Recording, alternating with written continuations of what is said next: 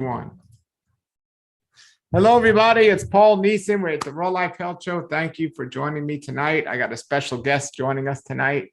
I'm so excited about this guest and just the whole event we're going to have here tonight. I'm just waiting for the computer here to connect so we can start taking your questions, everybody. So, all right, here we are. We're on. I'm just honored to have our guest on here tonight. This is Dr. Fred Bisci, and he's 92 years old. He's been eating a raw vegan diet for many, many years. And he's been helping people with all sorts of illnesses and just an amazing man. And he's teaching people how to do this. Now, tonight, we're going to take some consultations and some questions and stuff. But Dr. Bisci does do consultations. And I'll put later on, and I'll tell you how to get in touch with him to book a consultation if you want more extensive information. But Dr. Bisci has this book out called Your Healthy Journey. And you can get this on Amazon. After the video, I'll put all this information below the video where you can get this book. And a lot of the things that Dr. Bisci discusses is found in his book. It's a small book. You could read it in one night, but it has so much information. And it's a great information in this book. So we have questions tonight from Facebook. We also have questions from all sorts of places. So we're going to do our best to answer all. And first, welcome to the show, Dr. Bisci. How you doing? I'm doing good, Paul. Thank you very much. Let me just mention that, Paul, the latest edition of that book is twice the size. That's what's available on Instagram. And I have a couple other books on here, but I'm very happy to be on. I just, and I love answering questions. I love trying to get the message of real health out to people. And I'm just, I'm happy to have the opportunity to share with people. Thanks, Paul. Thanks for inviting me on. Wonderful. So we're going to try to do our best to have Dr. Bisci answer the questions. And if you have a follow-up question, everybody go ahead. But we have a lot of people, so we're going to try to get as many calls in as possible tonight. So the first question was, somebody says here, I was diagnosed with stage 3 colorectal cancer on May 14th of this year. I mean, May 14th last year, 2021. In your opinion, is there hope to reverse it without chemo, radiation, and surgery by natural methods? If so, what do you recommend?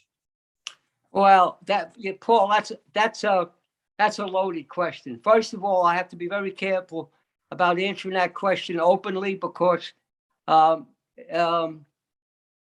it's a type of a question. I'm not an MD, I'm a PhD. The answer to that question is that you definitely could be helped dramatically, but I'd have to know more about you. And for me to tell you to disregard medical treatment, it's actually a violation of law, so I wouldn't do that publicly. But, you can make mistakes. I'm not against doctors. I have a lot of doctors that actually come to me, and I work with doctors. So sometimes we have to make some choices that, of course, includes medical treatment. It could include. That's a yes. We're good. Keep going. Yeah. So I would be remiss to tell her to avoid surgery and to avoid chemotherapy. I'm not a big fan of chemotherapy, but I have seen people that had cancers and didn't get the surgery, so it made it a lot harder for them to recover. Of course, the human body has fantastic God-given remedial capabilities. I've seen cases where people healed, because they had no recourse. In rare cases, people were able to heal, but I would be remiss to tell you not to get surgery or chemo. I think sometimes you have to combine the best of both worlds. Like there are cases where somebody has a tumor, an encapsulated tumor, and it's best to get the tumor removed, then go into a dietary lifestyle change. You got to remember that in cases when people are trying to overcome an acute disease, going to a very radical advanced diet can actually do it. But the thing is, you're locked into that lifestyle. I've heard a lot of people tell people to go on a raw diet that have cancer, without realizing that once you do that and your cancer goes into remission, going back, even if it's 5-10 years later, going back to your old lifestyle or gradually going back can have serious repercussions. And I've seen people have recurring cancers that way. So that's kind of a loaded question that I don't care to answer publicly, but because of what's taking place in social media, a lot of people don't understand all the complexities of healing from cancer. So sometimes you have to take advantage of what medical doctors have to offer, and you have to know when to say no and what type of a dietary lifestyle that change would know to help you with your situation. So that's an individual type of a thing. Okay. The next question is, somebody says, do you believe in a validity of epigenetics body type method that says what diet is best for a person? Example, red body type, a carnivore diet better, or something like that? No, I don't. Listen, the human body, I'll put it this way. Every animal on Earth has a species-specific diet. Where you're a lion's a carnivore. Sheep, goats, every different animal has a species-specific diet based on their biological design. We are not, if you look at the anatomical design and the chemistry of the human body, we are not designed to eat a lot of animal protein. We are actually not designed to eat any. We can eat some animal protein and be a healthy person if that's what a person so choose within the basis of a plant-based diet. But to say that a carnivore diet, we are designed to thrive on a carnivore diet, is sheer nonsense. All you have to do is look at our teeth, our intestinal tract, our eyes, the hydrochloric acid, our digestive juices. There's a lot of people out there now that are pushing different types of dietary lifestyles, whether it's a vegan diet, a raw diet, a ketogenic diet, a carnivore diet. There's only one common denominator in all these different types of lifestyles that has a chance of working, and that's because of what you're leaving out. There are people recommending the carnivore diet now, and they're saying they're getting great results. In the beginning, you could get results in the beginning, not because animal protein is the best thing for you based on your biological design.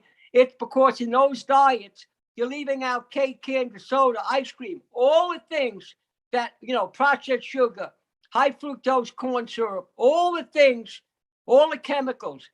If you can eat just about anything, if you're breathing clean air, drinking clean water, getting enough sleep, and you're getting sufficient clean calories, you're going to show a dramatic improvement no matter what you're eating based on what you're leaving out.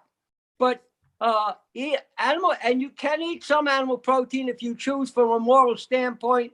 You're not concerned about the welfare of animals. You can eat some animal protein within a plant-based diet, and you're getting enough oxygen, water, getting adequate sleep, and you're staying away from a lot of drugs, smoke, and all that type of stuff. You can have results, but it's definitely not part of the optimal diet for the human animal based on our biological design. So there's a lot of hype out there in social media now and pushing diet, different types of diets. And you have to look at the biological design of the human body, what we are optimally designed for. I studied all different animals, and every animal, you're not going to give a tiger, a lion, or a carnivore a bag of carrots and expect them to thrive. You're not going to give whatever the animals, like the big apes. I'm very fascinated by the chemistry of big apes. You take a mountain gorilla, a huge animal that can weigh any place between 400 and 500 pounds, has tremendous strength. They're eating a plant-based diet. Sometimes they will resort to eating bugs and things like that, but they will never go to a carnivore diet because they don't have the basic anatomical design, and they're instinctual animals. They're not cerebral like we are. Because we're cerebral animals, we can just about justify just about justify eating just about anything. So for the you have, in order to understand what I'm saying, you have to understand detox. A lot of times a person's been eating a lot of animal protein and they have a problem in their health, and you take them to a highly evolved detoxification diet, they go through a detox that makes them think they're suffering from a protein deficiency. It's all part of improving your liver function and your lymphatic system and your the large and small intestines. Once you improve liver function and clean up your lymphatic system and you're moving your bowels, then your body goes into a dramatic remedial mode, tremendous healing. It's your body that heals you. Your body has this God-given ability to heal based on how you live. We are designed to live by natural law. You will not jump out of a plane without a parachute hoping you'll land in a snowdrift in Siberia. But there's all kinds of things that we are not biologically optimal to do. We can do some of these things and get away with it, but we are designed to eat a plant-based diet based on the length of our intestines, the condition, the way our teeth are, the way our eyes work, the amount of hydrochloric acid and the strength of it.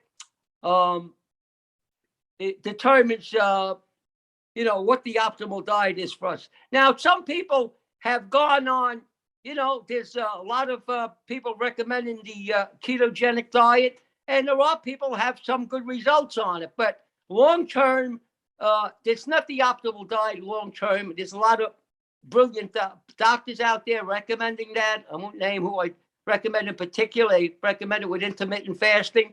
Intermittent fasting, I'm a big proponent of fasting. I have an extensive experience with fasting people long-term and fasting myself. But the optimal diet for humans is a plant-based diet to make sure you get sufficient calories to sustain your activity. If you have to eat some animal protein to get sufficient protein, you can do it within the context of a plant-based diet, depending on what the medical condition is. There's certain medical conditions I don't recommend you eat any animal protein. So I hope I answered that question as best as I could. Okay. Next question. Somebody says, besides astaxanthin, what vitamins need to take if can't afford, but only a few months of that? Well, it depends upon what the situation is. I'm not a big fan of supplements. Valasta is something special. Normally, I try to encourage people to follow the right type of a diet. And I listen, in the last 58 years, I've probably seen 30,000 people. So it's like having your own double-blind study. I see what works and what don't work. I have people come to me that, you can't get everybody to change. So I have to adjust the diet to their situation. Unless they have an acute disease, then they have to really go at this in a very strict manner. And based on what you leave out, make sure you're drinking enough water. Of course, exercise is a factor. Different types of exercise for different conditions. There's certain conditions I encourage people to work out with some weights, not train too heavy. Other conditions I recommend Qigong or Tai Chi or yoga. Exercise and movement is very important. Hyperbaric, getting into oxygen is very important. Getting into a hyperbaric chamber or understanding deep breathing. There's all kinds of people out there advocating deep breathing, like Wim Hof breathing and samurai breathing. Breathing is extremely important to oxygenate your cells on a cellular level. I've had a hyperbaric chamber up until recently. I've seen, oxygen under pressure do fabulous things along with a good lifestyle change. So supplements, I recommend people get as many of their nutrients they can from their lifestyle through juicing, blended smoothies, some nutritional herbs. And then if you have to take supplements, a lot of people are suffering from a vitamin D deficiency, even if they live in Hawaii or Florida. There's something wrong there. But vitamin D, B12, if a person is a vegan, Make sure your vitamin B12, the normal range is 200 to about 950. It's there's a gray area about 450. So especially as you get older, so in order to have a very sharp memory and maintain cognitive function, I find it best to keep your B12 up, up above 600-700, to keep it, with supplementation, something like methylcobalamin vitamin, to try to keep it up high.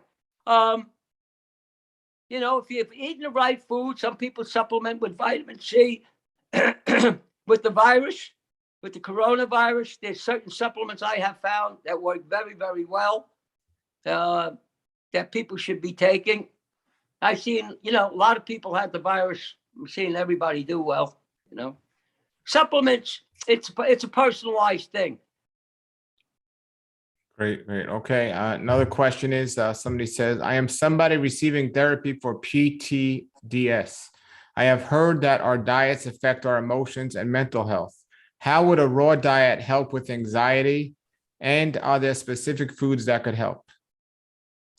Well, the first thing I want to clear up is that what you eat, a number of different things have a big effect on your emotional health.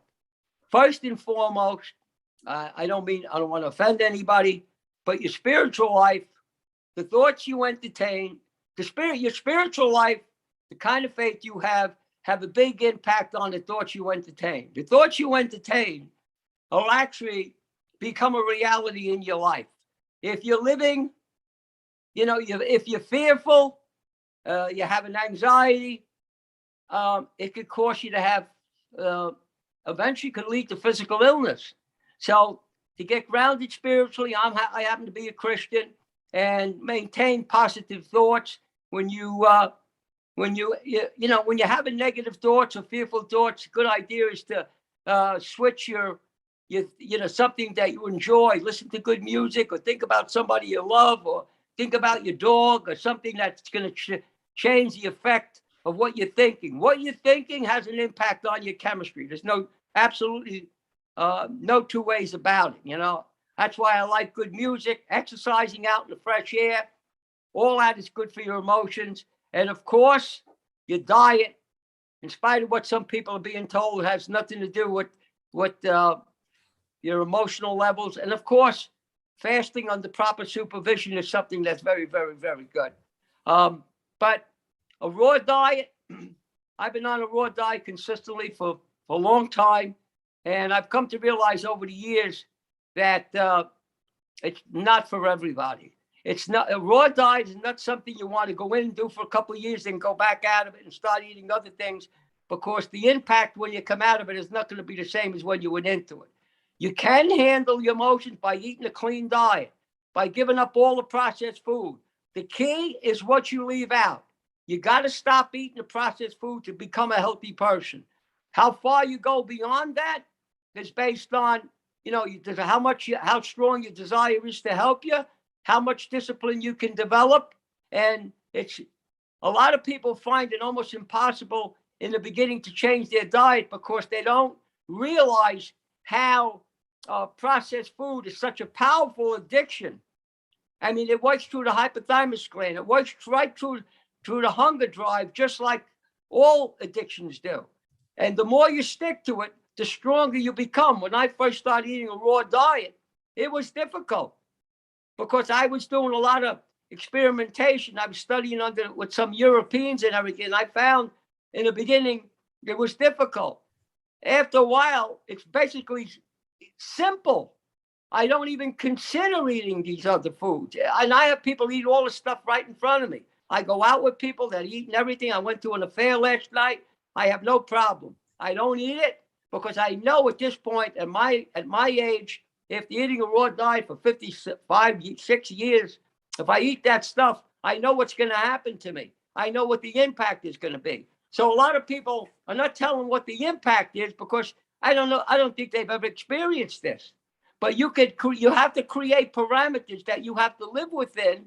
And then if you live within them, your body will adjust to those parameters, and then you'll stabilize your chemistry, and you'll have a good chance of feeling better emotionally and psychologically. Of course, everybody is a very particular individual, and I'm not ruling out, speaking to a good psychologist. I'm not a big fan of pharmaceuticals unless you have to weigh the risk against the benefits. I have seen some people that had emotional psychological issues, and they went on medication, and they found medications that was a medication that was suitable for them. There's a lot of new medications out there now that some people could use, and if they're on a good diet, won't have any side effects. There's a lot of people out there telling people never to go to a doctor, never take a drug, and I'm certainly not on that page, because people like that, of course, we want to try to avoid medication. We want to try to get healthy without it. But I've seen too many disasters happen to people that were told, oh yeah, don't get that surgery, don't do this, don't do that. And the outcome was not good. So I don't rule anything out. I have medical doctors that come to me. I work along with them. I don't sell products. I'm not into the money of this. I'm not the type of guy that made a lot of money doing this. I'm into helping people. I'm into telling the people the truth. And I've seen 30,000 people, and I've studied, this topic of making people healthy. I've studied my whole life. It's always been my passion. We have to remember that we have been indoctrinated into an abstract science. When I went to school, I studied the science based on sickness. That wasn't good enough for me. We have to study the science of health. There's a parallel road, two different sciences. A lot of people, when they go to a medical doctor, and I'm not against medical doctors, but the medical doctor is studies to get them better from their sickness. A lot of them don't know that much about how to make a person real healthy by leaving out the processed food, or people question whether you could be a healthy vegan. Of course you could be a healthy vegan. There's other people that are vegans say you can't eat animal protein and be healthy. I haven't found that to be true. I don't eat animal protein for a number of different reasons. One of the reasons, an animal will not have to give up his life for me. I'm very into that part of it. But I'm not dogmatic, and I don't try to make decisions for people. When somebody comes to me, like the people that came to me, I have to try to get them healthy based on what the situation is. I can't get them to change their whole lifestyle. Sometimes if they're really sick, I might have to do that. I'm honest. I tell the people straight up and down. And sometimes there have been cases where I had to tell people that I couldn't help them because they weren't willing to follow my directions the way it would take for them to become a healthy person. Great. Another question we have is, what do you think of bone broth? Bone broth? Yes. Of course, you're not going to make bone broth if you're a vegan. If you're the type of person that's eating you're eating animal protein, if you want to have some bone broth, you better make sure the bones are organic in nature. But if you're eating a healthy diet, you're eating the animal protein, and you're eating a plant-based diet with a variety of different foods, including tubers and getting everything into it, you're not going to need the bone broth. There's a lot of stuff out there. Your body produces, like you take collagen. I'm not against people taking collagen, but you better have a good source. But your body produces collagen. I'm 92 years old. My body's still producing collagen. So I encourage people to do what they can do to provide what they need for themselves.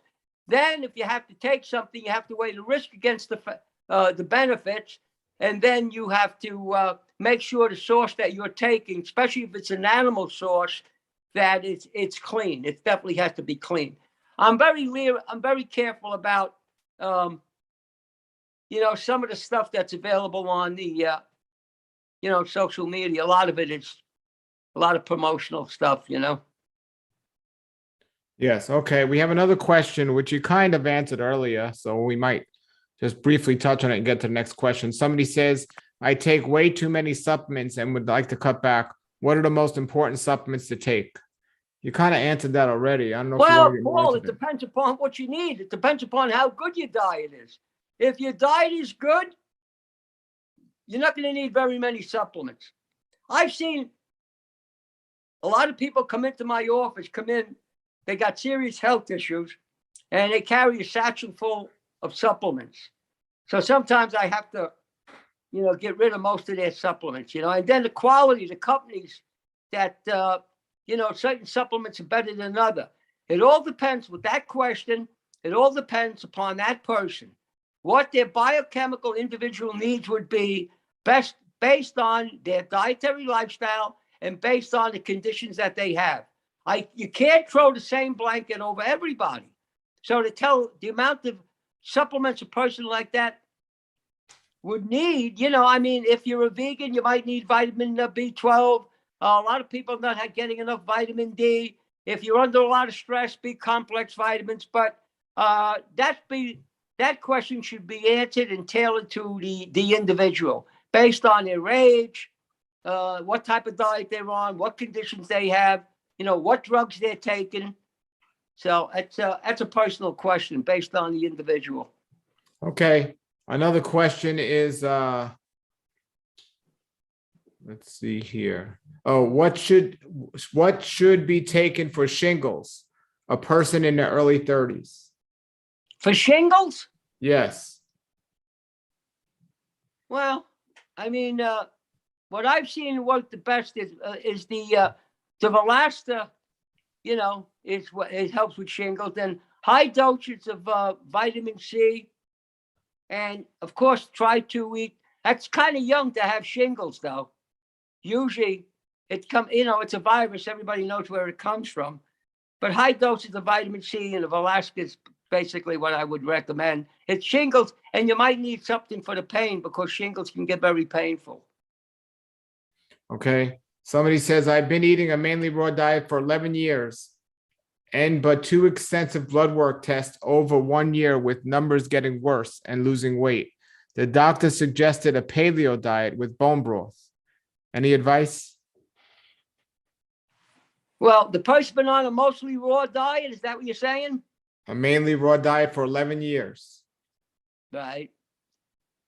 Well, I would have to know more about it. Usually when somebody's eating raw foods and they're losing weight, it's basically they're not getting enough calories. So if they're on a mostly raw diet, they're not eating enough fruit, or if they're eating cooked food, they're not eating enough starches, they're going to lose weight. And when they say their numbers are getting worse, I don't know what kind of numbers they're talking about. So if they mention what kind of numbers they're talking about, when you eat a raw diet correctly and you understand what getting enough calories mean, and eat a variety of different foods, understand it could take a couple years. So when you say you're eating a person's eating mostly raw, it's good that they're eating some raw foods. You can eat some cooked food like steamed vegetables and maybe some starches, potatoes, sweet potatoes. We say mostly raw. If somebody's eating some raw foods and they're going out and drinking a couple nights a week and they're having a cigar every once in a while, it's hard to tell. I would have to know more about that. But I want people to be aware. Fred, we lost your voice. We can't hear you, Fred. Fred, we can't hear you. We can't hear you. Bear with us, everybody, while we're waiting. There you go. We could hear you now. Yeah. There are people that think you have to eat an all raw diet to be healthy. Now, there's plenty of ways to eat to be healthy, but I don't recommend a lot of the radical extremes that are coming out now. People talking about like they're a panacea, especially what's coming out now about the carnivore diet. There's nothing new about that. That's been around for 60 years. Arthur Saxon, he was probably the strongest man in the world at the time, and he would eat 20 or more eggs in the morning with 4 pounds of bacon. His brother had to prepare it. Then in the afternoon, in the evening, he would have someplace between 6 and 10 pounds of meat. No two ways about it. He was the strongest guy around. He died of kidney failure when he was 41 years old. I know plenty of people have tried that. I was into weightlifting when I was young. I know some guys. I actually ran a gym. I know guys that went to that type. You do good in the beginning. It definitely promotes growth, and you'll be able to go through the roof. But to think that you could live, a lifetime on the Atkins diet was that way in the beginning. It didn't work in the long run. And then when you come off it, because the animal protein speeds up your metabolism, that's why you get ripped and you burn body fat.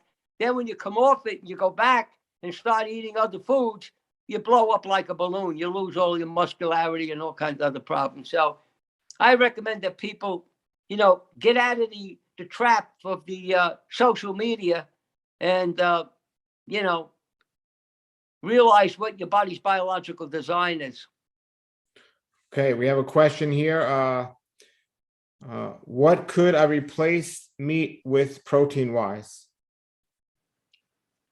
It's very, very easy to get enough protein. The common misconception that we've been indoctrinated into is that you have to have, you need a lot of protein. I have no concern about the amount of protein I ate, and I'm still strong and every other thing at an advanced age. But if you're eating a lot of protein, what happens, a lot of people go into biological healing when they clean up their whole diet.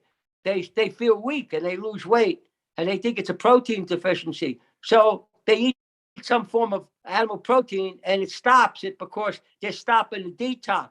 The nitrogenous byproducts that are in the animal protein, they're toxins. They're poisonous material that the animal is trying to get rid of. Just like when you urinate and you go to the bathroom, you exhale, your body's divesting itself of toxins and some nitrogenous byproducts. So, if you eat, it depends upon what kind of a diet you want to follow. So if you minimize or give up the animal protein, you got legumes, you got things like quinoa, you got nuts and seeds, and avocados have similar amount of protein as mother's milk. There's even broccoli. 1 pound of broccoli has 16 grams of protein. Brussels sprouts. It's almost, whatever happens, if you're following a lifestyle correctly, if you're getting enough calories. Frances Lappe Moore wrote a book many years ago saying that you had to get complete protein in each meal. She wrote a book a few years after that, recanted, said that was wrong. I found out a long time ago that when I went on some long water fast, I kept checking my protein levels. They were in the normal range. My protein your protein is recycled from your weight loss. So it's very, it's very confusing to people. And of course, there's people that say that you can't do that, but it's being done all the time, Yes. Okay. Before we get to the next question, I want to remind everybody to like and subscribe this YouTube channel because we have already a bunch of videos with Dr. Bisci on there, but other great videos also. And if you're watching on Facebook or Instagram now, go over to the YouTube page at Raw Life Health Show. And also, if you really definitely want to get your question answered, Super Chat is open. If you do a Super Chat, it'll just highlight it because we're getting a lot of questions. So Dr. Bisci, the next question is what's your opinion about pine pollen? Somebody says it changed my life completely. And what's your opinion about it? They're asking. Well, a lot of people haven't heard of pine pollen. It's a very powerful antioxidant. And I've had a lot of experience with pine pollen. It's very beneficial. I don't want to make any claims, but it is very, very beneficial. So pine pollen can be incorporated into smoothies, and it's particularly. I found it to be particularly beneficial as we age. It's something that I would encourage people to use, and there's no known side effects. It's a good product. Okay. So we have a lot of people on that know you, and you and I, Fred, from a long time ago. And Deborah is asking you, I know you know her. She's saying, asking, I've been raw for 20 years and I'm consistently trying to lower my fats, but I feel much better with about 25%. Is it much better for me to continue to try to get down to 15%? When you say your dietary fats? She just said lowering my fats. So She's probably talking about her dietary fat. yeah. Yeah. Well, no. If all her numbers are good, and she's eating 25% of her diet is fat, like avocados and things, and she's eating enough leafy greens and everything. Because a lot of people, there are certain people that can't overeat a lot of fruit, because what happens, their blood sugar surges unless they're exercising, unless you exercise strenuously, and then you come home and you eat. Your body don't secrete insulin for about a half hour to 45 minutes after you exercise strenuously, so you can eat, restore your glucose and your glycogen by eating fruit. But I'm not. Listen, I ran numerous marathons and races longer than that, and I never was the type of a person just to binge out on fruit. That I don't recommend people do that. I think this fruit is an excellent food, but based on fruit is like putting gasoline into a car. You know, you don't want to put more gasoline into your car than your body's utilizing, and your brain utilizes glucose. That's its primary fuel. But when you're eating fat, protein and fat, you're not getting carbohydrates. You're forcing your body to burn dietary fat, and you're producing ketones. You can't live on ketones for the rest of your life, in spite of what people are being told. When you're fasting or you're not getting sufficient calories, your body will burn body fat. But once if you're an experienced faster, your body will switch to burning body fat. You know, a lot of people talk about the keto flu. It takes a couple of weeks before they feel comfortable in ketosis. Not if you're an experienced faster. You go, you know, you can go without food and you never have that that letdown, because your body switches to body fat immediately. So I'm assuming that the person is talking about dietary fat, and I'm assuming they're talking about mixing their fats in with their vegetables. I don't know whether they're talking about oils. You know, a lot of people, talk about different nutritionists are talking about oils like olive oil, coconut oil, and things like that.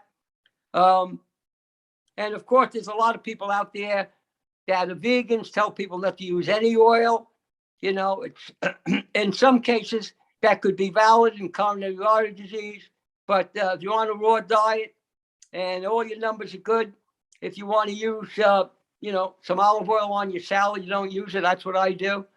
So every case is an individual. You know, I would like that question to add a little more information into that question to talk about whether they're talking about their body fat or dietary fat. You know. Okay. Another question. Can a raw vegan help my rheumatoid arthritis? I am getting absolutely. it says, I am finding getting very bad in my toes and fingers. I'm already vegan, but not raw. But yeah, well, on the right vegan diet, you should be reducing your inflammation should be gone. I don't know what you're eating. There's a lot of people eating vegan diets. They're not, just because you're a vegan doesn't mean that, no disrespect intended. Just because a person's a vegan doesn't mean they're on a healthy diet. I've run into plenty of vegans that were overweight, had arthritis, developed serious disease. I had a woman come to me, was a vegan for 25 years, got cancer and everything. It doesn't mean that if you're on a healthy diet, you're on a raw diet, you can't get sick, but the occurrence is very rare. And of course, the emotional, psychological factor is major. You could be eating a perfect diet, and you could act, if you're under a lot of stress, tremendous amount of stress, it could cause you to not to sleep well. If you're not drinking enough water, you're not digesting your food properly, it's going to cause inflammation. So all these issues are very, very complicated. The question is, can you heal arthritis from lifestyle? The answer to that question is yes, based if you're having the right guidance and you're doing it properly. You're not, if you're a vegan and you're eating late at night because of circadian rhythms, and you're eating late at night, you can cause inflammation, have arthritis on the same diet, whether you're going to bed early. So all these situations are not as simple as a lot of people would like them to be. They can become very complicated.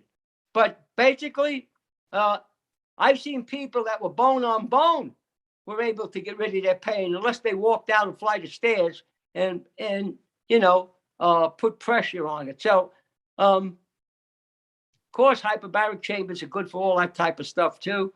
But these questions are very, very, you have to go very deep with these questions, and they can get very complicated because all the confusion, there's a lot of confusion out there.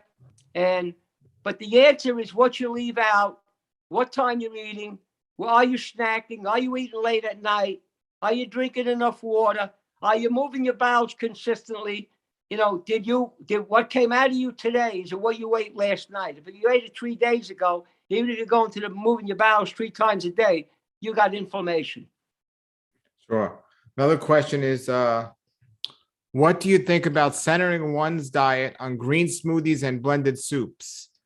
Also, are there any superfoods you'd recommend? So the question is, do I recommend green smoothies? You recommend centering one's diet on green smoothies and blended soups. When you say feathering, what do they mean, Paul? Centering, Huh? centering, like making the focus. Oh, that's okay. I like smoothies, and that's good. I mean, I wouldn't revolve it around it, forever on a lifestyle. I like smoothies. I mean, I make it my business to drink 1 or 2 juices every day. I think that's the key. When I first started eating a raw diet and I was training to run marathons, I wasn't getting enough calories because I was, wasn't eating enough fruit. I wasn't eating no starches, no cooked food. As soon as I started adding the juice, it added into my caloric intake. It solved my problem. So, you got to make a lot of problems why people lose weight on a raw food diet. They're not getting enough calories. That's the reason. And if you're not eating, they're scared to eat fruit because they're being told the sugar is bad for them. It's not the same as processed sugar. So, especially if you're exercising. I was running 50, 60 miles a week at that time. I mean, felt like $1 million, but by the time I got to the end of the week, I just didn't have enough get up and go because I wasn't getting sufficient calories. Caloric restriction is good for longevity. If you're limiting your caloric intake and you're not over exercising, you do exercises that don't take a lot of energy, like yoga or qigong or things like that. Then you'll be strong, you'll be thin. Plus, I'm a big fan of Pilates. I like Pilates. A lot of people don't, this is a great lifestyle. It's comprehensive. You got to put everything together.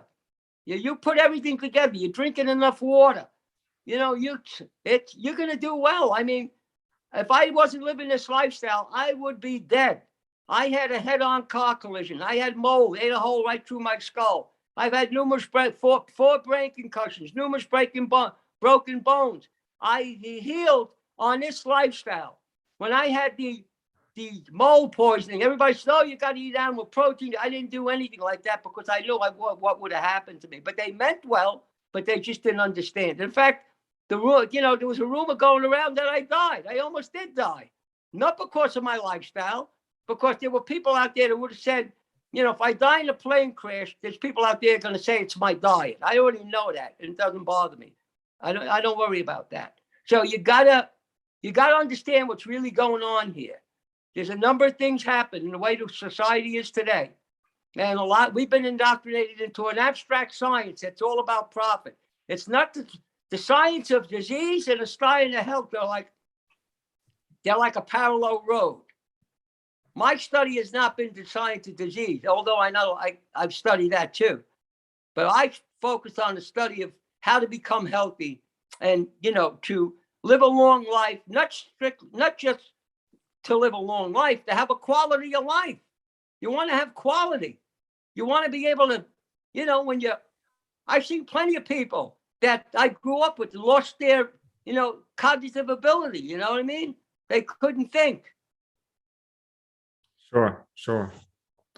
All right. Our next question is, are you familiar with Dr. Brooke Goldner's Rapid Recovery Hyponourishment Program? I've been following it for 36 days and my walking has been worse than ever. I have an MS diagnosis since 2016. Basically, she encourages green smoothies with 8 cups of greens and chia and flax seeds daily, while incorporating raw cruciferous vegetables, cutting out all processed food, and drinking tons of water. What? How long should she be on that diet? She's been doing the diet for 36 days, and she has MS since 2016. And she's wondering about that diet and also what she should do dealing with the MS. Well, I mean, the guy seems to be on the right track, but the thing is, the whole problem, 36 days, the whole problem is the symptoms of biological healing and the symptoms of the problem you have are one and the same thing. So if that, I didn't quite get all the circumstances of that diet. I don't know the guy, but what happens when you go into biological healing, your body starts to release all this stored endogenous material and your symptoms could get worse. So when that happens, you have to try to stay ahead of the curve. And how you do that is by, going for colonics, doing enemas, getting in an infrared sauna, hyperbaric chamber. But I can't make specific recommendations for a person like that because it's not a good, I don't know enough about that. I don't know who the guy is. I don't know that much enough about the diet. I don't know how much she weighed when she started. Usually when somebody like that's overweight and their body weight's coming down, they're releasing all that trapped endogenous materials in fat cells. They could end up getting a lot worse unless they're doing colonics and doing enemas and, going for basically massage or something like that. Basically, see, that's where this all gets complicated. This gets complicated. Paul, could you hold on 1 second? Sure, absolutely. Have them hold. I got to take 1 second. Okay, everybody, as we're holding here for Dr. Fred Bisci here, and let's see, while he's waiting, I've been let me see here. Oh, there he goes. Okay, I've been following Dr. Bisci for a long time, and again, you can get his book at Raw Life. I mean, I'm actually on Amazon. You can get this book. Let's see here. All right, Paul. All right, good. So I was telling everybody, you can get your book on Amazon.com, and you also do private consultations. And I'll put his phone number below the video here when we're done to see that, how to contact him. But basically, the question is a raw vegan diet the best way to deal with MS, or do you recommend something else? No, raw vegan diet, I've worked with a number of people who have MS in a raw vegan diet. So it depends upon, where the person's at. If it's in the early stages and the person's ambulatory and they don't have no obvious symptoms, that's the best time to do this. A lot of people who have MS, they have a history of periodic constipation, and that's always seems to be a big factor.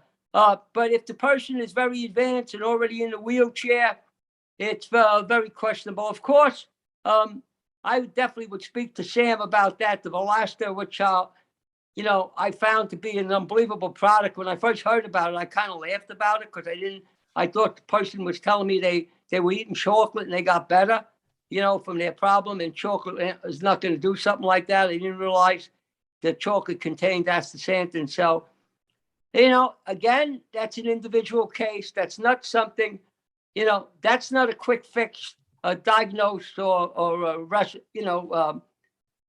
prescription. People like that need personal guidance from somebody that's dealt with that before, and it's not, pushing one dietary medium over another.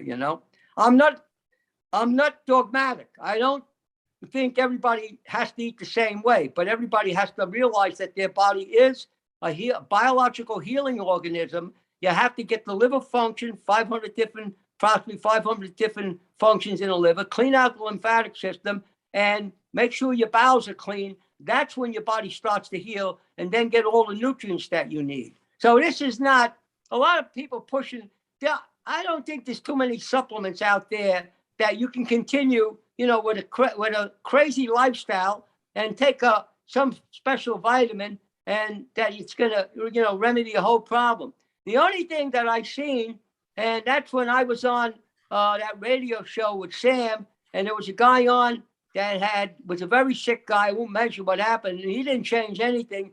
And he got rid of 6 of his tumors, I was shocked. I told the guy, you better start eating well. From what I understand, he got better. But I don't throw the same solution to everybody. It just doesn't work that way. So I'm very careful because I try to do the right thing by people, Yeah, I want to clarify this so no one misunderstands, Dr. Bisci. In no way was he saying that the typical chocolate you buy in the store has astaxanthin in it. Astaxanthin is just, they're adding it to chocolates to help people consume it. That's what he was suggesting. So another question we have here is, somebody says, I'm riddled with inflammation. Any thoughts on what to eat? Yeah, it's the best solution for a person like that. What you eat is important, but what you leave out is more important. Your chances are 90% you're creating inflammation in your lifestyle, in what you're doing. You have to go through detox, eat a plant-based diet, drink enough water, get enough, try to get out and, breathe clean air, get enough sleep, and then get your sufficient calories from a plant-based diet, whatever you decide from there. And, of course, use the Valasta or, enzymes, systemic enzymes are very good for inflammation too. I suggest that you go to a good nutritionist that knows what they're doing, and they'll definitely be able to help you. Okay.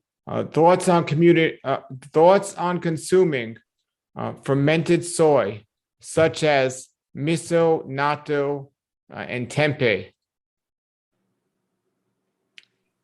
Well, see, the soy is a very controversial product. If it's fermented, a lot of people into raw foods.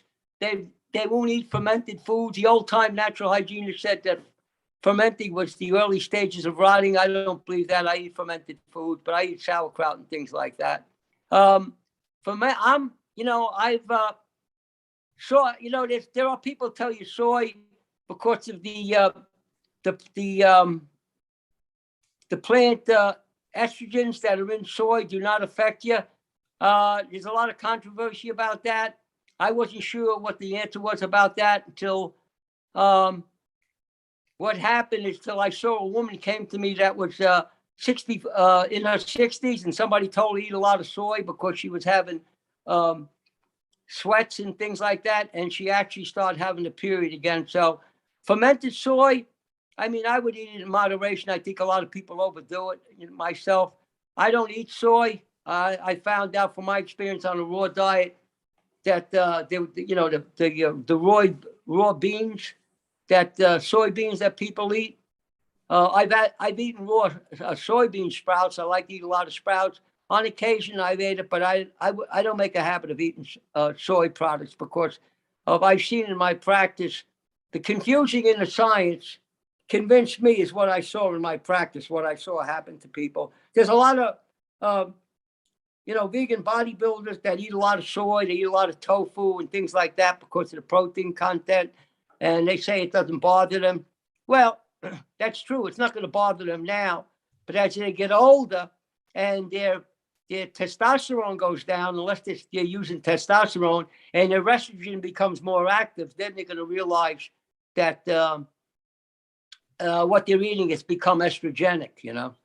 Estrogenic means is that when your testosterone goes down and you're getting the calories that'll turn to fat, is going to you're going to get them around your hips and around your stomach, and your pectoral muscles will start to hang. So, sure.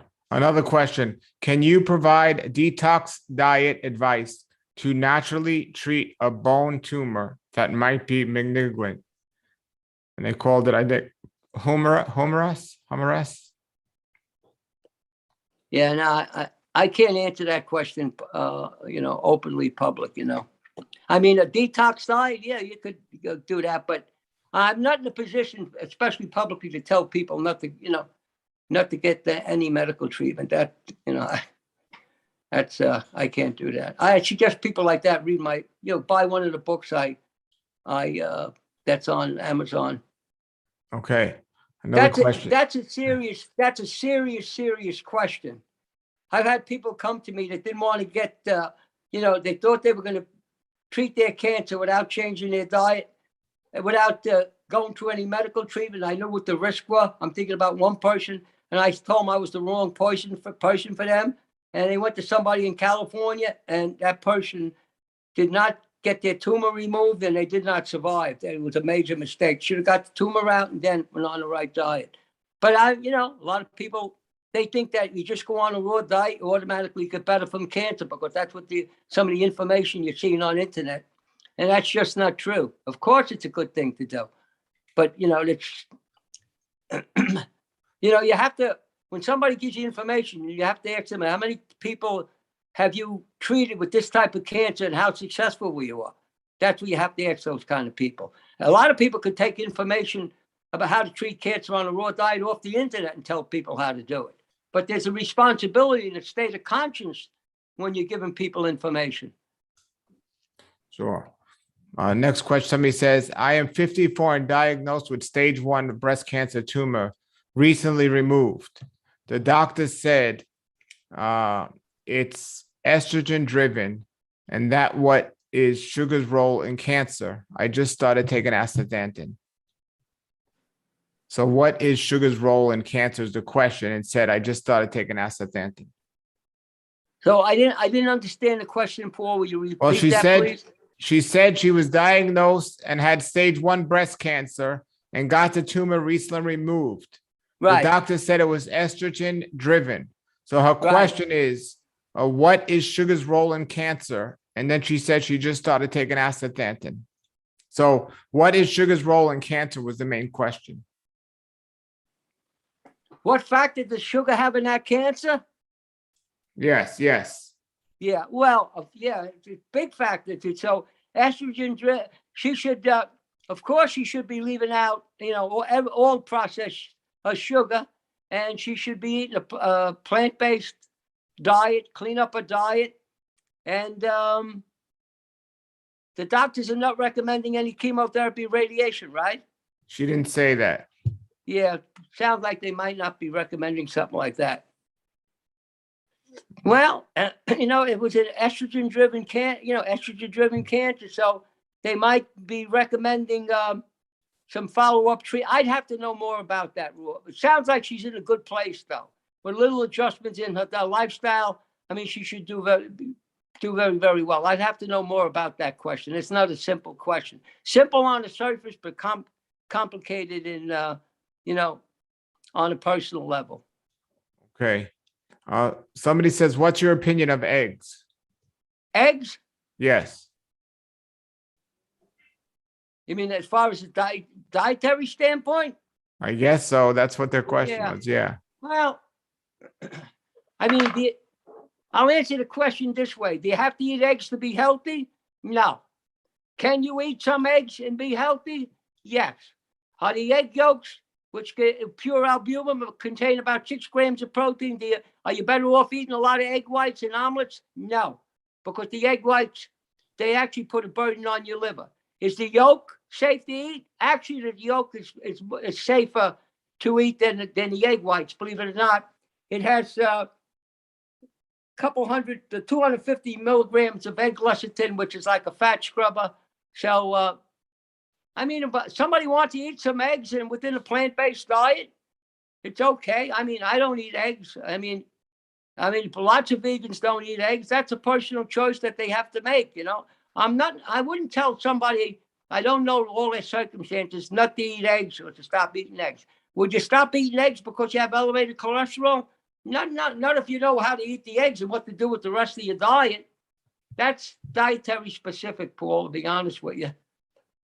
Okay. Another question is, maca root helped me with my hot flashes. Have you ever used this? I never used it purposely, but I've had people take it in my practice. Yeah, maca does help people. Okay. Another question is, how does one get started with being a vegetarian or a vegan? I suggest my book is very inexpensive, but on course for $14.95 on Amazon. Order the book on Amazon. Very easy to follow. And what you do is you follow the intermediate level diet and you leave out the animal protein, Sure. Well, the next question, we could do a whole big series on it, but we'll try to answer it briefly here. What's your thoughts on COVID-19 virus and our immune system? Well, listen, like all the questions we had tonight, I could have spent an hour on each one of those questions, so people would have an idea, all the variables. There's millions of variables in the human body, okay? I have to be careful what I say about the coronavirus here, but I don't agree with a lot what's going on in the coronavirus. I've had many people come to me and everybody got better, or people I just spoke randomly on the phone from all over the world. The viruses, there's two aspects of being infected by a viral infection or a bacteria infection. One of them is the two parts, the contagion. One is about the viral agent or the germ ability to infect a person. But the other one, which is a major part of all this, is the condition of the host. A person that's on a real clean diet, it's moving their bowels, doing everything right. And I've seen this over and over again, that you have a very good chance of not getting the virus, or if you do get it, you'll have a minor infection. Then if you're taking all the supplements people recommend, and I've seen a lot of people that came to me that worked in hospitals were using some of the pharmaceuticals that they were being told that they don't work, and they definitely did work. So me, myself, I'll just share my own experience that at this point, I had quite a few people that came to me, and they called me back the next day and they told me that they had the virus when they came to see me.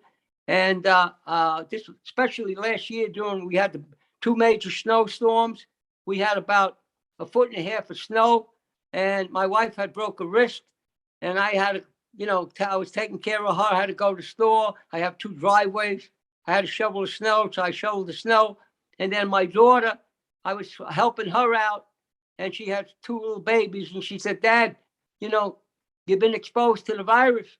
She said, "Go get tested. I'm leery about you coming around and help me with the kids, and you've been exposed to the virus." I said, "Sweetheart, I've shoveled snow for 4 hours today." She said, "Well, go get tested." I went and got tested, and I was positive. Never had a symptom. Shoveled snow again the next day for 4 hours. A friend of mine's a doctor, said, "I'd like to check you for antibodies." A month later, I went and checked for antibodies. My antibodies were through the roof. Never had a symptom. 0. Felt strong as ever.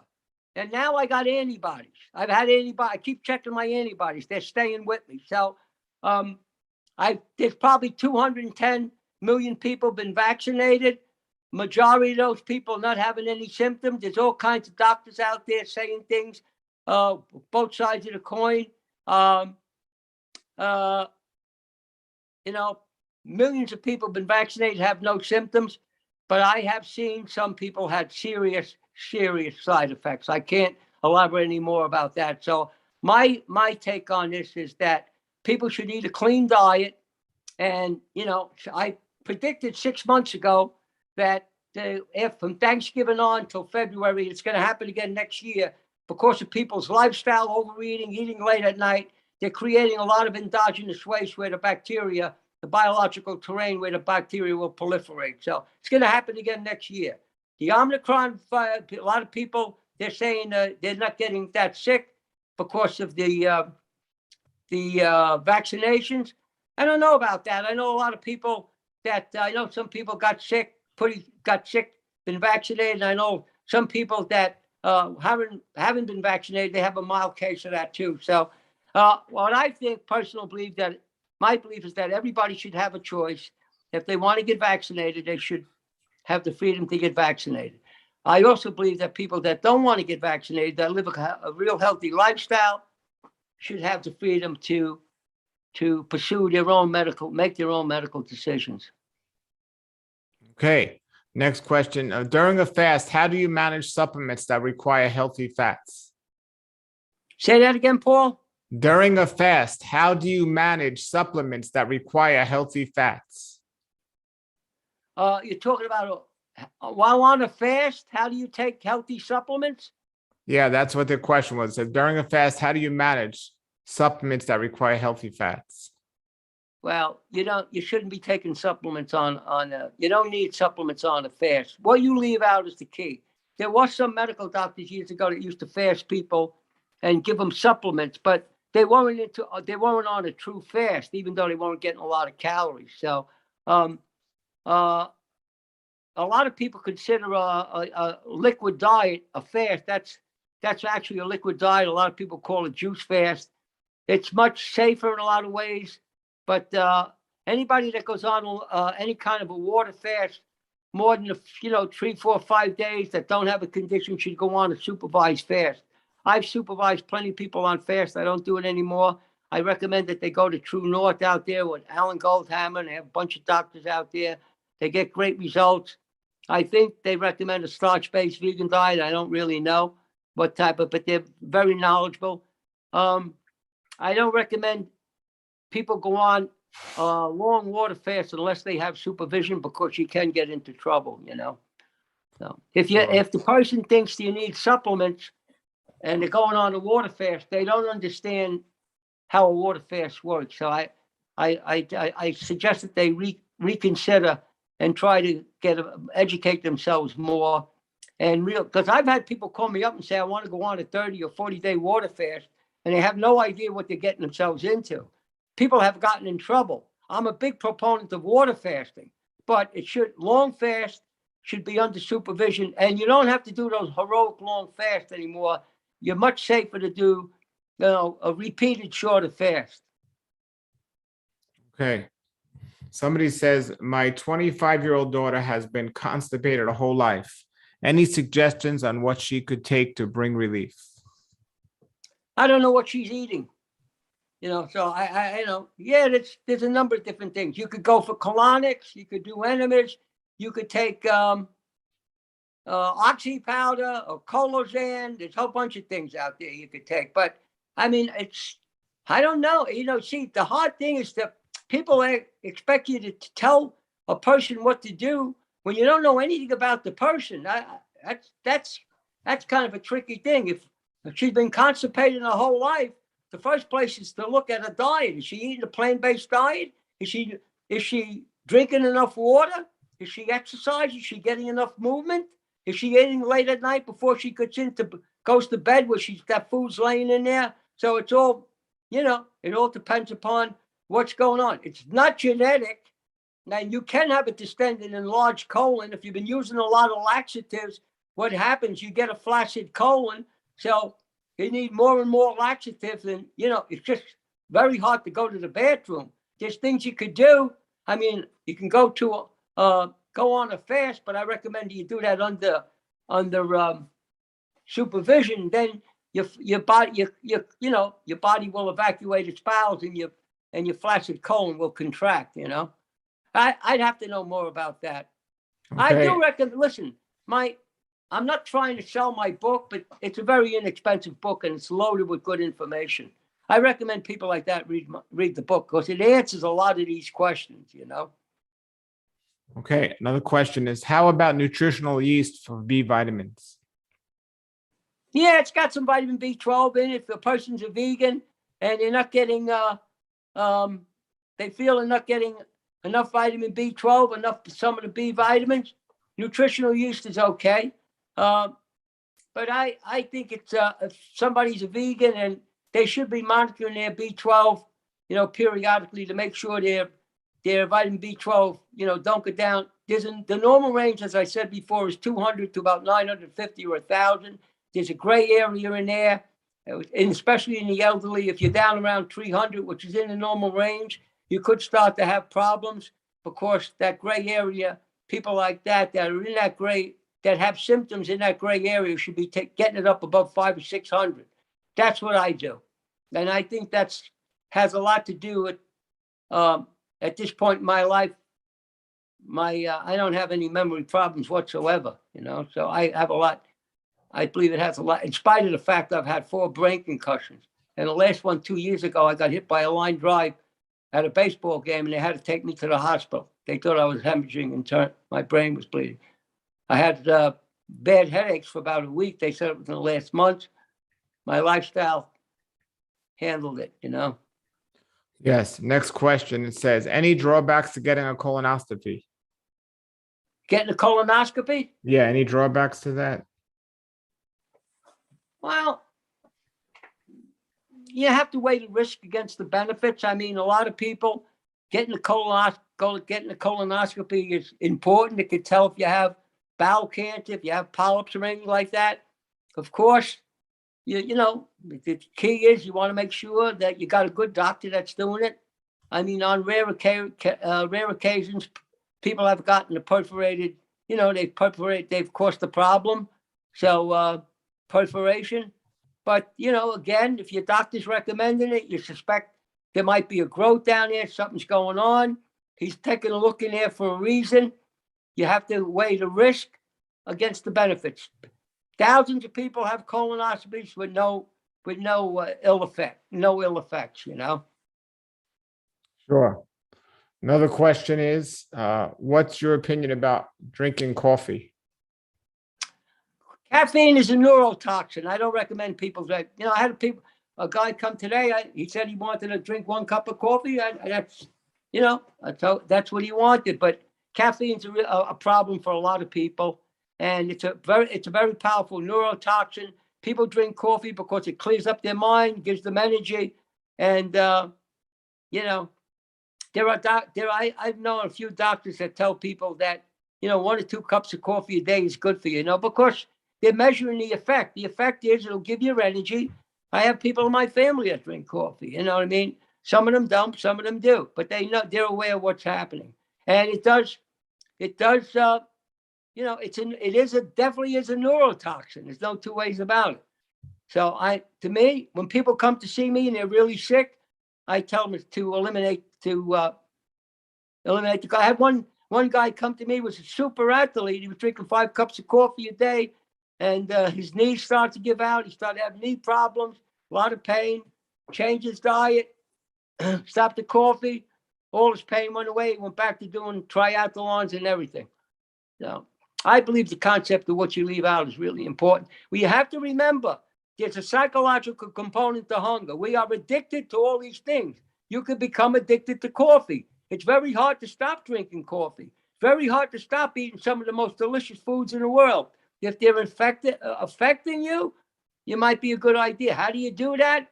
I had somebody came to see me. I helped them get better from a serious disease. So they told me to read this book. This guy, I didn't read the book. The name of the book is The Life Transforming Diet. In the beginning of the book, this guy spoke about how Maimonides, how people become addicted to the very foods that are making them sick. So I was very impressed with the beginning of that book. I try to talk to people about that, make them realize information goes into the unconscious mind. That's your hard drive. Whenever you think you're hungry, you don't think about eating foods you don't like. You think about foods like ice cream or pizza, because that information is coming out of your hard drive. But you can change that information in your unconscious mind, which is your hard drive. It's like when you're on a raw diet. I have a crave. I have something I want to eat. I don't think about eating something that when I was a young kid, I used to like to eat, because that's gone. That information in my hard drive, in my computer, has been changed by eating something I enjoy. You know what I mean? That's on a raw food diet. That's compatible with my desire to eat something that's going to, you know, satisfy me emotionally, psychologically, because of its taste. Okay. I just want to let everybody know we're going to be going to 9 o'clock. So we have a few more questions, and then you can follow up if you want to do a consultation with Dr. Bisci. I'll put his number below the video, or you can always contact me if you want to get in touch with him. But if you want to save time, get his book from Amazon.com. Yeah, Paul, Your Healthy Journey. People read the book. It's so inexpensive, and it has answers a lot of questions, you know? Yes, Amazon.com, Your Healthy Journey. And yes. So another question is, what specific foods to eat when somebody has anemia, besides taking supplements? Well, you know, a person has iron anemia or B12 anemia. I mean, Yeah, if you have iron anemia, I mean, you got to eat a lot of leafy greens, a lot of vegetables, a lot of things with chlorophyll in it. If you are eating animal protein, if a person's eating animal protein, it all depends. I'm answering the question. I don't really know what the problem is. See, if somebody like that was just to tell me what kind of a condition they have, what type of anemia it is, how old they are, you can have anemia because you're not secreting enough hydrochloric acid and pepsin. So no matter what you eat, you won't absorb, you have malabsorption. So there's a lot, these are very complicated questions. I see a lot of elderly people, no matter what they eat, they suffer from anemia. They feel tired and weak. And then when I tell them to take digestive enzymes, they start to feel better within 2 or 3 weeks because they start to absorb the food that they're eating. So, I mean, I would tell that person, we're going to do this again, tell that person to elaborate more with that question. But Well, they said specifically related to pregnancy. Oh, the pregnancy, she gets anemic when she's pregnant? Yes. Well, to make sure, she's probably not a vegan, so she should eat eat a moderate amount of animal protein, a variety of different. She is on a vegan diet. She said she is on a vegan diet. She's on a vegan diet. Well, yeah. She's better. She should be taking a prenatal vitamin and then supplementing with the supplements that wherever she's deficient in, whether it's iron or hemoglobin, she should be taking supplements and to supplement on a vegan diet. Make sure she's eating enough fresh foods. Drink juices. Let me think a minute. I'm trying. I want to think a second. Give me a minute to think. Sure. Okay.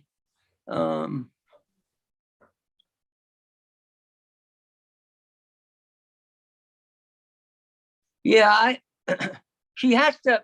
She's probably, if she's eating animal protein.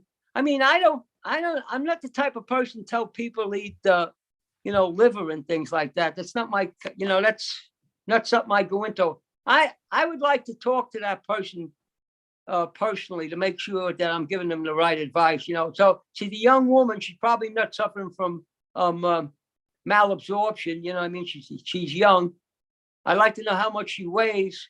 And, I would like to see her blood test so I have an idea exactly what I could tell her to do. A lot of people bring me their blood tests, so I'm not into, kind of like educated guessing, I'm sure her doctor's trying to convince her to come off a vegan diet, though, which is not necessary. I'd have to know more about it to answer that question honestly and to the best of my knowledge, Sure.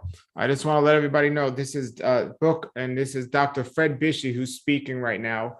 Dr. Fred Bisci, Bisci, and go to Amazon and get this book, Your Healthy Journey. And so we have a few more questions here. The next question is it necessary to drink alkaline water? No, not necessary to drink alkaline water. There's a lot of confusion about the alkaline water.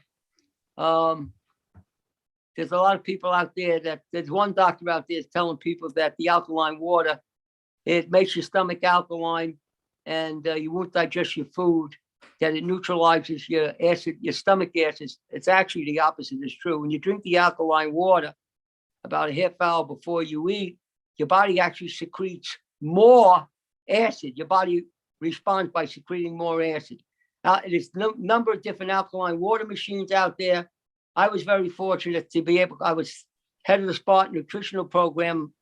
Some guy gave me one for without a course. He wanted me to recommend it, which I do recommend it. I drink alkaline water on a regular basis. So a lot of people think that the alkaline water, the alkalinated water gets it into the cell.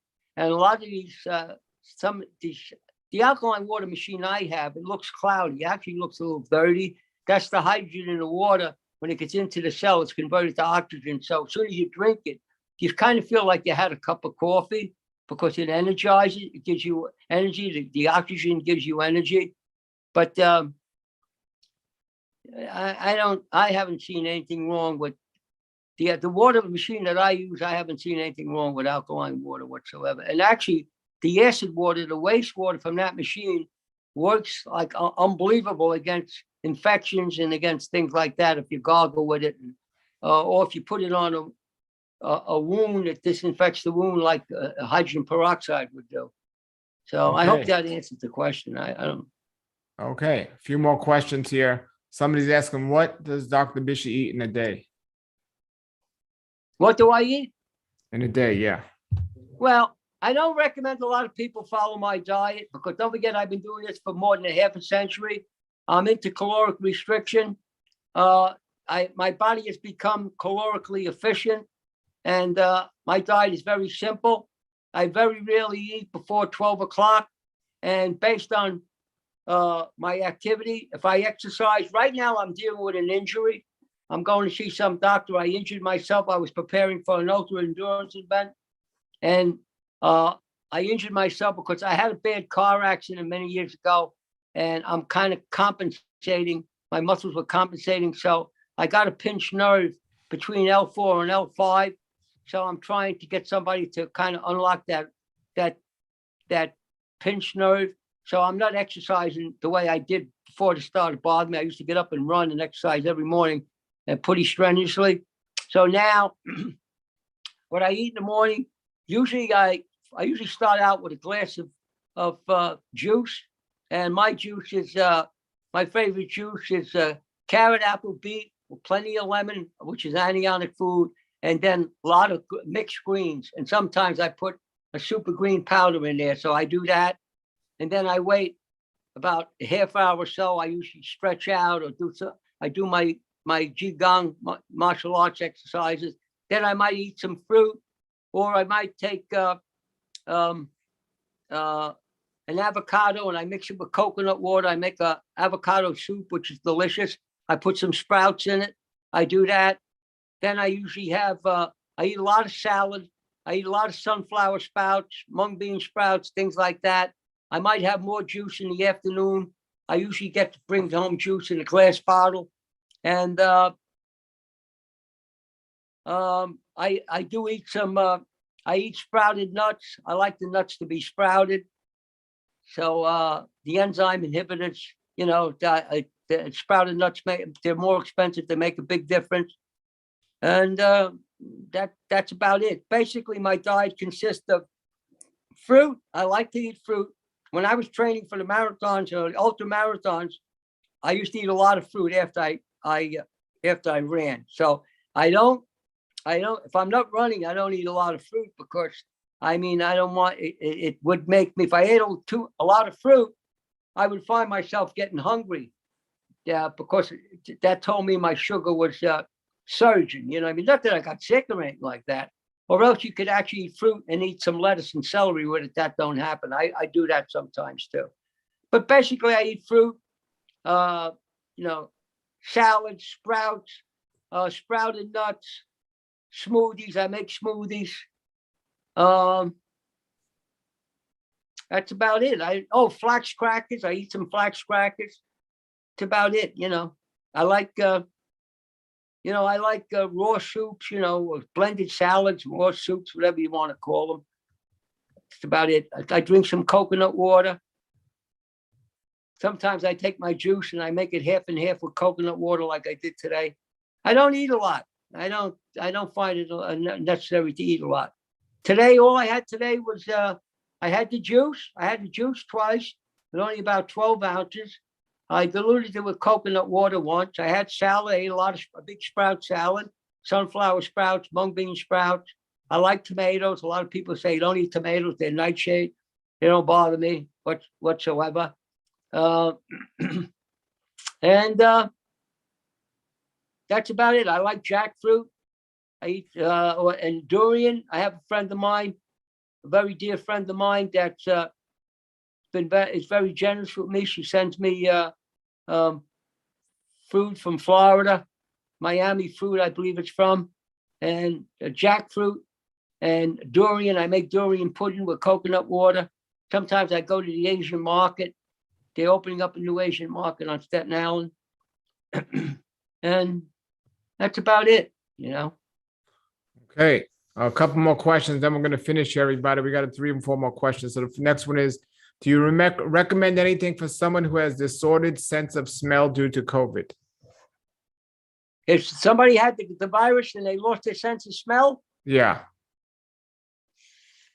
I don't have anything specific for that, but I found that all of the people that happened to, if they went to a clean diet and they exercise and everything, that usually passed. I only know one person that lingered, and they really wasn't on that great a diet. I don't have no specific recommendation for that. I'm sure there might be something out there, but I don't have it. But I found everybody that lost their sense of smell and taste that came back when if they went to the right the right type of diet. I have a feeling, I never thought about it. I always had a feeling that the systemic enzymes, I like AST enzymes, or the Valasta might be something that could help you with that. I have a feeling it could have something to do with information, but that might be a question you might want to run by Sam. He might be able to answer that question. Okay, and Sam is from the Valasta company, everybody. Fred Bisci, and I highly recommend the Valasta Astaxanthin supplement. You can get that at rawlife.com. So another question is raw sugarcane juice okay for cancer patients? No, I don't recommend raw sugarcane juice for cancer patients. Yeah, okay. Not at all. Yeah. As a matter of fact, I mean, I'd second that. Straight up fruit juice, I wouldn't really recommend, because it's the fiber cuts down the sugar. And if you're putting fruit in a juice, that's one thing, but straight up fruit juice is a whole nother story. Do you agree? Right. No, it's a problem with the sugar. Anybody has cancer should not eat any.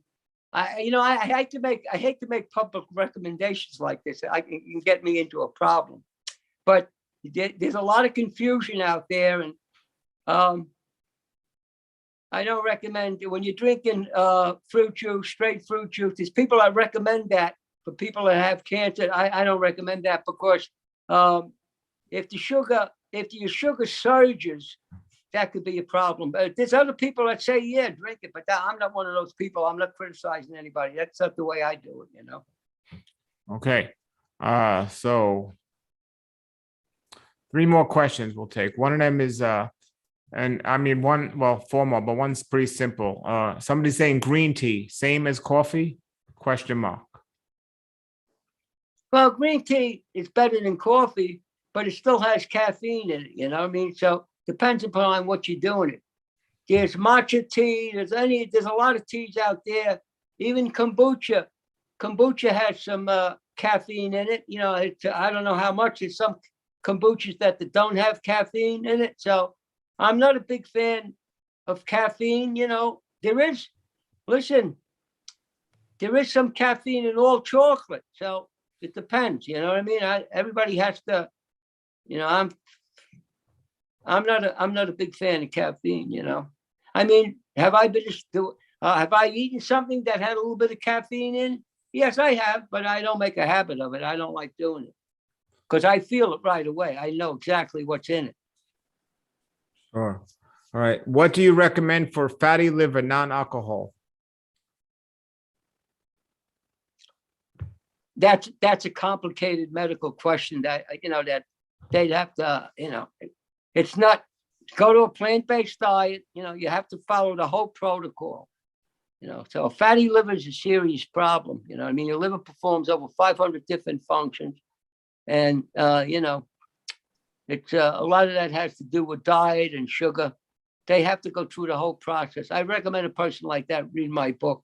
It's all in my book. I can't give I can't tell people how to treat a fatty liver in a minute, on the internet. That would be a serious mistake. I'm not that foolish, It can be dealt with though, but you have to deal with it with a lifestyle change. Sure. Okay, because of time, we're going to answer a couple of questions, and hopefully we'll come do this again sometime. So the next question is, would love to know how to treat vertigo. Vertigo? Yeah, any recommendations? It depends upon, I mean, has the person had a brain concussion? What's the problem? Are they old? Are they an elderly person? Do they have insufficient circulation to the You middle need to know a ear? lot about the person, the background of the Yeah, I person. mean, you know, I can't. I'd be out of my mind to try to answer a question like that without knowing about the person. You know, it could be a person my age. A lot of people my age have, you know, have poor balance. They have vertigo, or if they have, you know, you could have vertigo and being dizzy if you have Meniere's syndrome, right? Which could come. When I was during the Korean War, I got knocked unconscious. I had that. I had vertigo. Everything was spinning around me. You get nauseous and everything. But I would, you know, I got rid of it. So you have vertigo and dizziness are two completely different things. It could be if you're an elderly person. It could be from food allergies. It could be from poor circulation. It could be for a number of different reasons. You know, it could be from a subluxation in your neck, in the cervical area. So I don't like guessing. You know, I mean, I'll be just guessing here unless I have. That's why when people, you know, when I'm talking to people, I ask them all the right questions. Then I have them bring their blood test. I write down what they're doing. So that's, you know, some of these questions are not, they're not Well, simple. I actually said that wrong. They said vertigo, VITILIGO. Oh, vertigo. Oh, Yeah, okay. vertigo. Oh, yeah, that could B vitamins could take care of that. In other words, they have blotches on their skin. If I got that right. Yes, I mean, I guess so. That's what there's. But vitiligo you're talking about. Yeah. That's the thing. It's a condition of the pigment in your skin. I'd have to resort to some of my books and things like that to try to give a better answer than tell them just to make sure they're leaving, you know, to go to a leave out type of a diet. You know what I mean? So I can't give a specific answer to that question. I'd have to, you know, do a little research and think more about it. Right now, off the top of my head, I have people that their skin conditions improve. You know, blotches in the skin goes away a lot. You know, it could. I can't answer that question specifically though, unless I'd have to do some research in my medical journals that I use. You know. Okay. Well, we're going to answer 2 more questions and then we're going to end for now, but hopefully we'll have a chance to do this again. And I appreciate all your questions. And I want to remind you, Dr. Fred Bisci, his number is 718-979-7950 if you want to book a consultation with him. But he highly recommends you read the book first, and that'll answer a lot of your questions. And you can get the book on Amazon.com, and it's Fred Bisci, Bisci. Get the book. Read it, and then if you have questions after that and you want to do a consultation with him, you can call him up. You can contact him through me, or I'll put his number below the video. But it's going to help save you both time and money if you read the book first. Paul, the book, you know, I'm not boasting, but it's a good book, and it's only about 250 pages, and it answers a lot of these questions. It'll answer for you. And you wouldn't even have to come to see me or call me on the phone. So I recommend people read the book. I've written other books, but that book is basically very easy to follow, makes it very clear, and you can kind of like choose your own lifestyle with that book. So I do encourage. It's inexpensive, not an expensive book, you know. Okay, last 2 questions. I mean, by the way, somebody's asking if you eat pasta or oatmeal. No, Dr. Bisci doesn't eat pasta or oatmeal. The last 2 questions. Somebody's asking, I don't know if you know about this. I know a lot about this, but they said, would you recommend, I'm going to combine the 2 questions, kratom tea or kava tea? I don't understand the question, Paul. Say that again. Kratom tea or kava. They're both 2, they're both 2 teas that there's all these kava bars turning up now, and they're just really more. I don't think. Do they contain any caffeine? Not only do they contain caffeine, if you don't know about them, I can answer this. They're absolutely terrible. I do not recommend them at all. Personally, I know a lot about this topic. And if Dr. Bisci knew the chemical makeup of these, he wouldn't recommend them. No, It's no, I wouldn't. it I wouldn't. 100% no. Well, a lot of these teas, people get whacked out on them. You know, there are teas out there. Exactly what these are. Guarana has That's so exactly much what they are. caffeine. Huh? That's exactly what they are. They're No, those things there, you get big people are using them to get, they're actually, they're very detrimental long term to your health. I don't even know what they are, but there's a lot of things that contain guarana. Forget about it. You think you're on speed or something like that. A lot of people take those. I had a guy stop me in the street, and he always talks to me. I didn't know him. Seemed like a decent fella, and he says that he was a foreigner. He didn't speak English that well, and he says, I'm worried. He says he was in broken knees. My heart goes boom, boom, boom, boom. I have a lot of trouble. You know what I mean? So I said, all right. I'm looking around. I took the guy's pulse. He had the worst case of atrial fibrillation I ever saw. And I'm looking at the guy, and he was so jittery. I said to him, do you drink coffee? Oh, yeah. He drank like 6 or 7 cups of coffee a day. I said, first thing you should do is go see a doctor. I have no medical insurance. I can't do nothing. I said, okay, stop drinking coffee, because I used to see him all the time when I used to go down to the health food store. So what happened? I didn't see the guy for a while. Then I ran into him again, and he come up, and he was like so thankful because he stopped drinking coffee and his heart stopped going boom, boom, boom. It all went away. So, the guy was just whacked out on caffeine, the poor guy. And he was looking for work, and he was some kind of a laborer. So, it was giving him a lot of energy. So a lot of those teas, I don't know that much about those teas, but if they got all these things that stimulate you and give you energy and clarify your mind and all that stuff, in the long run, they're not good for you. They're working. The effect is like a drug, so I don't recommend you use them. All right. The last question of the night. Any advice for elderly people with candida in their throat, esophagus that have difficulty eating? Naturally eliminate it? Thank you. So they have that. If they were diagnosed were they diagnosed by a physician, or was that self-diagnosed?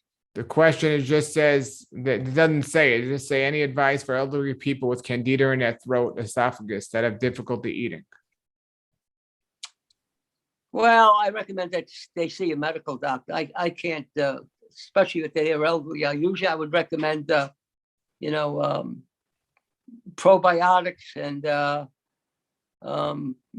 gargling with a specific type of a water. But I can't give recommendations for people like that. I don't know that much about them. If they want to call me, I'll talk to them to help so I can give them an honest answer off on the phone. But I don't want to. When you're dealing with elderly people, a lot of these diagnoses that people give, a lot of people, they self-diagnose themselves. They read a book and they think they have, candida in their throat. If the doctor told them that type of a thing, the doctor would have them on antifungals and all kinds of other things, So that's not the type of question that I could answer. I don't know enough about the person, Sure. I recommend they go to a medical doctor, though. They should go to a doctor if they haven't been to a doctor. If they've been to a doctor and the doctor hasn't helped them, they want to call me up, I'll speak to them on the phone for a few minutes and maybe I can help them. Sure. Well, okay. Well, Dr. Fred Bisci, thank you so much for taking time out tonight to answer these questions, and we'll do it again sometime, everybody. And you could also put comments and questions below the video, and maybe we can get to those as well. But I do want to recommend, I will add Dr. Bisci's contact information below the video, and also the link to Amazon to get his book, Your Healthy Journey by Fred Bisci, Bisci. And Dr. Bisci, thank you again for joining us tonight. Yeah, Paul, tell them people should go to YouTube. I got all kinds of free videos on YouTube. Yes, on YouTube, on his page, just type Fred Bisci, and on many other pages, people I've interviewed Dr. Bisci over the years. Great information. There's a lot of information of Dr. Bisci speaking and answering questions and just explaining a lot of the things from his book on YouTube. So check that out. His name is Fred Bisci, Bisci. All right. And he's locally in New York, in Staten Island. So thank you very much, Fred. Thank you for everybody. We'll be back again with more videos. Please subscribe and like this channel. And thank you again. And if you have future questions, post them below the video. Thank you. Hold on, Fred.